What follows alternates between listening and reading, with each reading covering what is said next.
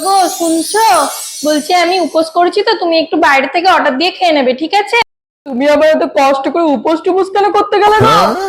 ওই একটু সংসারের কল্যাণের জন্য মাঝে মাঝে উপোস টুপোস করতে হয়, বুঝেছো তো?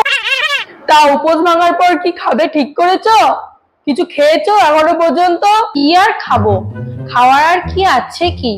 ওই সকালবেলা উপোস করে তারপরে প্রসাদ দিয়ে জল খেয়েছি, তারপরে একটু ওই ওটসের খিচুড়ি করে খেয়েছি, তারপরে ওই একটু পেয়ারা মাখা খেয়েছি, তারপরে ওই একটু শরবত খেলাম এখন, তারপরে ওই ভাবছি একটুখানি চিড়ে কলা দুধ মেখে খেয়ে নেবো, তারপরে ওই একটুখানি ফল কেটে খেয়ে নেবো সন্ধ্যেবেলায়, তারপরে ওই রাত্রেবেলায় আলু ভাজা আর পরোটা বানাবো, মিষ্টি এনো তুমি একটু, মিষ্টি দিয়ে খেয়ে নেবো।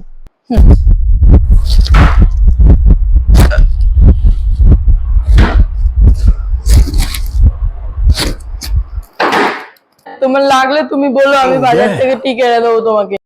সে আর কিছু লাগলে তোমাকে না হয় বলে দেবো, তুমি বাজার থেকে এনে দেবে। হ্যাঁ হ্যাঁ, তোমাকে এনে দেবো না কেন, আমি ঠিক এনে দেবো বাজার থেকে। তুমি খাবে?